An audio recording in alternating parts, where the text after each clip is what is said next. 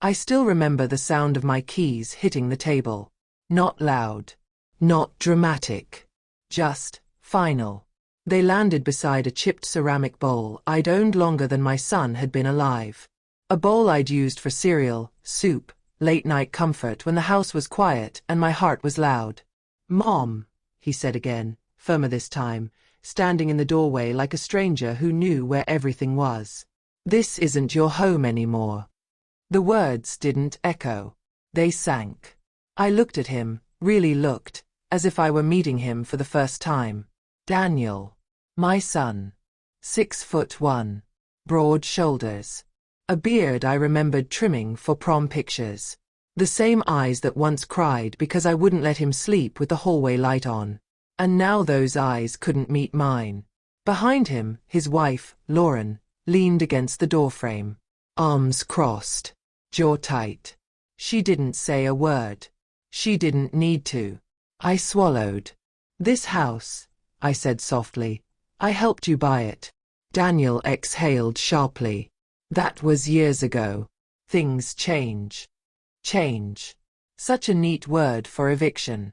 I glanced around the living room. My living room. The couch I'd slept on after my husband died because the bed felt too big. The rug I bought with my first paycheck after going back to work at 58. The family photos, already gone from the walls. I hadn't noticed when they disappeared. That realization hurt more than his words. "You said I could stay," I whispered. Lauren finally spoke. "We said temporarily," she replied. "And it's been long enough." Her tone wasn't cruel. It was worse. It was administrative. I nodded slowly. I didn't cry. Not then. I gathered my purse, my coat, and the old cardigan Daniel used to steal from me in high school. My hands shook, but I kept my back straight. At the door I paused. "Daniel," I said quietly. He looked up. "For 27 years," I said, "every place you slept was my responsibility." His jaw clenched. "I'm not asking you to carry me," I continued. "I just didn't think you'd drop me." Silence. Then he said it, the sentence that broke something I didn't know could break. "Mom, you're not the center of our lives anymore." I stepped outside. Cold air slapped my face. The door closed behind me. I sat in my car for a long time. Hands on the steering wheel. Engine off. Mind racing. I didn't know where I was going, but I knew something had changed. That night, I stayed at a small motel off Route 9. The kind with buzzing lights and thin walls. I lay on the bed fully clothed, staring at the ceiling, replaying every moment I'd ever chosen Daniel over myself. Every overtime shift. Every postponed dream. Every, "I'll do it later." Later had arrived. And it had locked me out. At 3:12 a.m., my phone buzzed. A message from Lauren. "Please don't make this harder than it needs to be." I laughed. Not because it was funny. Because something inside me finally snapped into clarity. By sunrise, I'd made a decision. I wasn't going to beg. I wasn't going to argue. And I wasn't going to remind them of everything I'd done. Because the truth didn't need shouting. It needed timing. 24 hours. That's all it took for my son to realize what those words cost him. But at that moment, he still thought he'd won. I didn't go back to the motel after sunrise. Something about that room felt temporary in the wrong way, like I was waiting to disappear instead of preparing to reappear. So I drove. No destination. Just movement. Past the grocery store where Daniel used to ride in the cart, past the elementary school where I'd stood in the rain waiting for him after choir practice, past the bank on Main Street with the blue awning. That's where I stopped. Not because I planned to. Because my body remembered it before my mind did. Inside, the air smelled like paper and polish. Familiar. Safe. The young teller smiled automatically, then paused when she really looked at me. "Mrs. Harper?" she asked. I nodded. She leaned forward, lowering her voice. "You usually come on Fridays." "I know," I said gently. Today's different. She hesitated, then smiled again, softer this time, and gestured toward the offices. Mr. Caldwell is in. Would you like me to let him know you're here? Yes, I said. I think it's time. As I waited, I thought about all the quiet things Daniel never asked about. He never asked how I afforded to help with the down payment on his house when I was earning less than half what his father used to. He never asked why I never traveled after becoming a widow. He never asked why I insisted on handling paperwork myself. He assumed. Children often do. Mr. Caldwell stood when I entered his office. He was older now, grayer, but his eyes were sharp. Eleanor, he said warmly. It's been a while. I need copies, I said, skipping pleasantries. Everything tied to the trust. He didn't ask why. He never did. As he gathered the files, my phone buzzed again. Daniel this time. Mom, Lauren thinks things got heated yesterday. Maybe we should talk. I stared at the message. Not an apology. A negotiation. I didn't reply. Instead, I focused on the papers Mr. Caldwell laid out on the desk. Documents that told a story no one else had bothered to read. The trust. The lien. The contingency clauses. The house. Everything is still as you structured it, Mr. Caldwell said carefully. No changes. No amendments. Good, I said. He looked at me for a long moment. Are you okay? I smiled, small, composed, practiced. I am now. By noon, I had a plan. Not a revenge fantasy. A correction. I checked into a short-term rental on the other side of town. Nothing fancy. Clean. Quiet. Mine. I unpacked slowly, deliberately. Folded my clothes. Hung the cardigan Daniel used to steal. Then I sat at the small kitchen table and made a list. Not of what I'd lost. Of what I still controlled. That afternoon, I visited the house. Not to confront them. To observe. I parked across the street and watched as Lauren loaded groceries from her car, annoyed, distracted, tapping on her phone. Daniel followed her out a minute later, arguing about something trivial. Receipts, maybe. They looked comfortable. Entitled. Secure. I felt a pang. Not of regret. Of grief, for the boy I'd raised, and the man he'd decided not to be.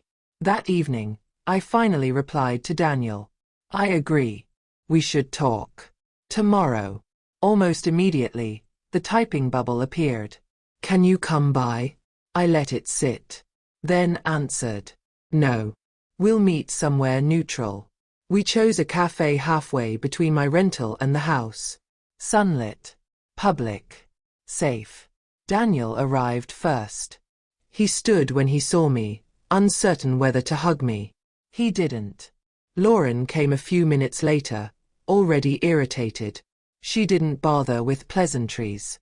So, she said, crossing her arms, what's the plan? I folded my hands around my coffee cup. The plan, I said calmly, is that I won't be staying with you anymore. Daniel exhaled, relieved. Mom, that's probably for the best. I agree, I said. Which is why I'll need you to vacate the house by the end of the month. Silence fell like a dropped plate. Lauren laughed sharply. That's not funny. I'm not joking, I said. Daniel frowned. Mom, you don't get to. I slid a single document across the table. He picked it up. His face changed as he read. Slowly. Confusion. Disbelief. Then something like fear. Lauren leaned over his shoulder. What is that? She demanded. Daniel didn't answer. He couldn't. That, I said softly, is the agreement you signed when I helped with your down payment. The one that made the house collateral under the family trust. Lauren's face flushed. That's impossible. It isn't, I said. You just never asked. Daniel looked up at me, voice tight. You wouldn't. I met his eyes. I didn't want to, I said. But yesterday, You reminded me that I don't live there anymore. The cafe hummed around us, cups clinking, espresso machines hissing, while their world tilted. Lauren stood abruptly. You're doing this because you're hurt. No, I said gently. I'm doing this because I finally understand my place in your life. I stood, gathered my purse. You have options, I added. I suggest you use the time wisely. Daniel reached for my arm. I stepped back. Outside, the sun felt warmer than it had all morning. I walked to my car slowly, deliberately, not fleeing, advancing. That night, my phone rang. Once, twice, 3 times. I didn't answer. Because tomorrow wasn't about consequences. Tomorrow was about truth. And it was coming faster than they realized. The first knock came at 7:12 a.m. Not polite. Not patient. Panicked. I was already awake. I'd learned long ago that sleep doesn't come easily once the balance of power begins to shift. I wrapped my robe around me, moved slowly, and looked through the peephole. Daniel. Alone. His shoulders were hunched, his jaw tight, the same way it used to be when he was a teenager and knew he'd crossed a line but hadn't yet figured out how badly. I didn't open the door. The second knock was softer. Mom, he said. Please.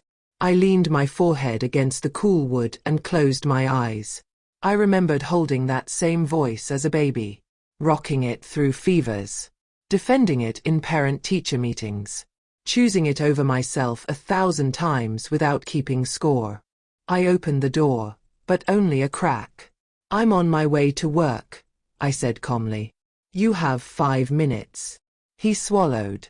Lauren doesn't know I'm here. That told me everything. We sat at the small dining table. No coffee. No pleasantries. He kept rubbing his hands together like he was cold. You embarrassed us, he finally said. I tilted my head. Interesting choice of words. He flinched. I mean, you blindsided us, he corrected. This affects our credit.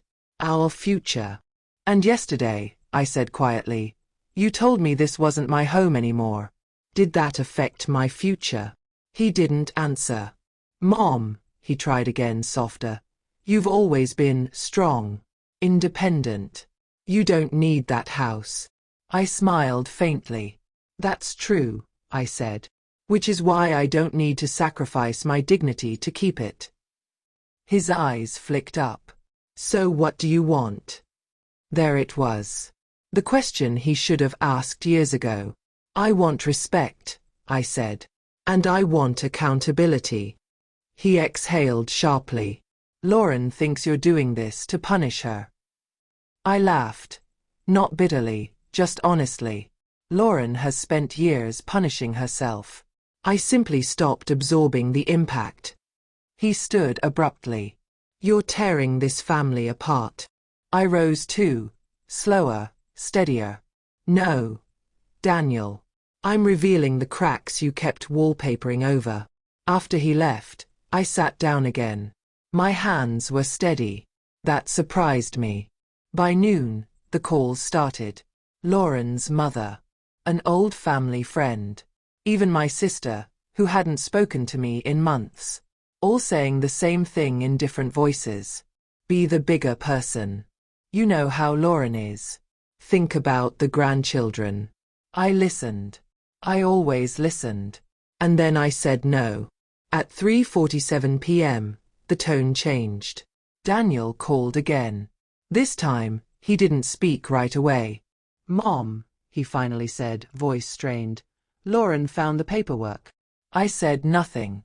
She's furious. She says you manipulated us. I closed my eyes. I structured protection, I said evenly. You interpreted it as generosity. She wants to contest it, he added. Legally. I smiled, slow and calm. She can try. That evening, I met Mr. Caldwell again. He didn't look surprised. They often do this, he said gently, when entitlement meets consequence. What happens next? I asked. He slid another document toward me. Tomorrow morning, the notice goes through. They'll have 30 days. No extensions. I nodded. Not with satisfaction. With resolve. On my way out, I stopped by the grocery store. I bought things I liked. Not things Daniel preferred. Not things Lauren approved of. At the checkout, the cashier asked, "Family coming over for dinner?" I smiled softly. No. Just me. That night, Lauren texted me directly for the first time. "You think you've won. But you'll regret this." I stared at the message for a long time. Then replied with a single sentence. "I already survived losing my husband. I will survive losing illusions." Minutes later, my phone rang again. Unknown number. I didn't answer. Instead, I stood by the window, watching the quiet street, feeling something unfamiliar settle into my chest. Not anger. Clarity. They thought this was the end. They were wrong. This was the phase where people reveal who they truly are, when charm fails, when leverage evaporates, when desperation replaces entitlement. And tomorrow they would make a mistake they could never take back. By the next morning, my name was everywhere. Not the way a mother hopes to be known, not in birthday posts or proud captions, but in whispers, screenshots, and carefully worded phone calls that all began the same way. I didn't want to get involved, but I turned off my phone. I dressed carefully that day, not for comfort, but for armor. A pressed blouse. A simple pearl necklace. Shoes that didn't rush, didn't apologize.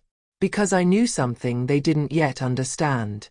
When people like Daniel and Lauren feel cornered, they don't retreat quietly. They perform. At 10:03 a.m., Mr. Caldwell called. "They've filed a formal complaint," he said calmly, "claiming undue influence. Emotional manipulation." I let out a slow breath. And they requested an emergency hearing. I smiled faintly. Then I suppose we'll give them one. The courthouse smelled like old paper and coffee.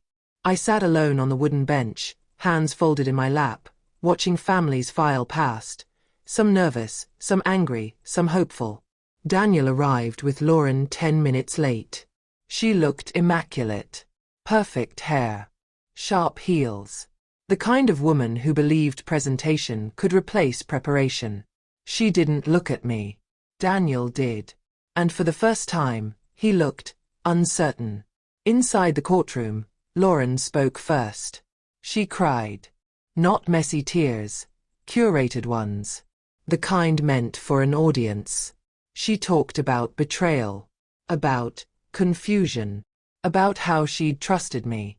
How I'd pretended to be generous while secretly plotting control. Her mother nodded dramatically in the back row. The judge listened patiently. Then he turned to me. "Mrs. Harris," he said, "do you wish to respond?" I stood. My voice didn't shake. "I didn't raise my son to abandon his mother," I said quietly. "But I did raise him to understand responsibility." Lauren scoffed audibly. The judge raised a brow. I continued. "The property in question was never gifted. It was licensed for use under clear terms, documented and signed. Those terms were violated." Lauren opened her mouth to interrupt. The judge held up a hand. "Let her finish." "I was told," I said, meeting Lauren's eyes for the first time, "that this was no longer my home. That I was a burden. That my presence was optional." Daniel's head dropped. I didn't raise my voice. I didn't retaliate publicly. I simply enforced the agreement that already existed. I paused. And if enforcing boundaries is manipulation, then perhaps we've been misusing the word. The judge leaned back. Then he asked for the documents. Mr. Caldwell handed them over. The room went very quiet. 10 minutes later, the ruling was clear. The complaint was dismissed. The 30-day notice stood. Lauren's face drained of color. Daniel looked like someone who'd just realized the ground beneath him wasn't solid after all. Outside the courtroom, the performance returned. Lauren stepped toward me, voice low and sharp. "You did this on purpose," she hissed. "You wanted to humiliate us." I leaned in slightly. "No," I said softly. "I wanted to protect myself. The humiliation came from your own words." That afternoon, the story spread. Not the dramatic version Lauren wanted, but the quiet one. The one where contracts mattered. Where entitlement failed. Where a woman chose self-respect over silence. Neighbors stopped me on the street. Some awkward. Some apologetic. One whispered, "I didn't know." I smiled gently. "You weren't supposed to." That evening, Daniel came again. This time, he didn't knock. He rang the bell. And waited. "I don't recognize you," he said when I opened the door. I studied him. The tired eyes, the unraveling confidence. "You never looked closely before," I replied.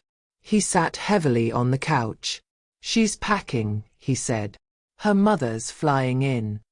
I nodded. I think we were wrong," he added. "About you." I sat across from him. "You weren't wrong," I said. "You were careless." Silence filled the room. Finally, he whispered, "Can we fix this?" I held his gaze. "That depends," I said. "Are you asking because you're afraid, or because you understand?" He didn't answer. And that told me everything. When he left, I stood alone in the quiet house. The same walls. The same furniture. But everything felt different. Because the truth had stepped into the light, and once it does, there's no pretending it didn't exist. Tomorrow would be the hardest part. Not the paperwork. Not the move. The reckoning. The house was quiet the morning after Daniel left. Not the peaceful kind, but the kind that feels earned. I woke early as I always had, but for the first time in months, my chest didn't feel tight. No dread. No rehearsed conversations in my head. Just stillness. I stood by the window with my coffee, watching the street come alive. Cars passing. A dog barking. Life continuing, indifferent to drama, loyal only to time. And that's when it hit me. I wasn't waiting anymore. By noon, the locks were changed. Not out of anger. Out of closure. I didn't cry when I handed the keys to the locksmith. I didn't feel victorious either. I felt finished. Sometimes strength isn't loud. Sometimes it's simply knowing you're done explaining yourself. Daniel didn't come back that day. Or the next. But on the third evening, my phone rang. Unknown number. I answered. "Mom," he said quietly. I could hear it in his voice. The collapse. The aftermath. The realization that life doesn't reset just because you apologize late. "I'm staying at a motel," he added. "Lauren's with her mother." I said nothing. "I didn't understand what I was doing," he continued. "I thought being a husband meant choosing her no matter what." I closed my eyes. "No," I said gently. "Being a man means choosing what's right, even when it's uncomfortable." He exhaled shakily. "I lost everything in 2 days." "No," I corrected him. "You lost what you were never meant to own." There was a long silence. Then he asked the question I knew was coming. "Is there any way I can come home?" I looked around my living room, the photos, the light, the space I'd reclaimed. And I answered honestly. "This is my home," I said. "But if you're asking whether I'll stop being your mother, the answer is no." He swallowed. "But things won't be the same," I continued. "Not because I'm punishing you, but because you've grown up." The next weeks passed quietly. No court dates. No arguments. No drama. Just consequences settling into place. Daniel started over. Smaller apartment, fewer certainties, more humility. Lauren never called. And that was fine. One afternoon, My neighbor stopped me while I was gardening. "You okay?" she asked gently. I smiled. "I'm better than okay. Because here's the truth no one prepares you for. You can love your children deeply and still refuse to be diminished by them. You can forgive and still draw a line. You can lose a role you clung to for years and discover a stronger version of yourself waiting underneath. I still set a place for Daniel when he visits, but I don't wait by the window anymore. I live. I breathe. I choose myself." That night before bed, I sat down and wrote something I wish I'd understood sooner. Respect is not something you earn by suffering quietly. It's something you claim by standing up, even when your voice shakes. If you're listening to this and thinking, "This could never be me," I hope you're right. But if part of you recognizes the silence, the dismissal, the moment you were told you no longer belonged, know this. You do not expire because someone else outgrew gratitude. And sometimes, the bravest thing a mother can do is stop begging to be loved properly. Where are you watching from? Have you ever had to choose self-respect over family expectations? If this story moved you, like, share, and subscribe, because stories like this remind us that dignity has no age, and strength doesn't fade with time. Until next time, choose yourself.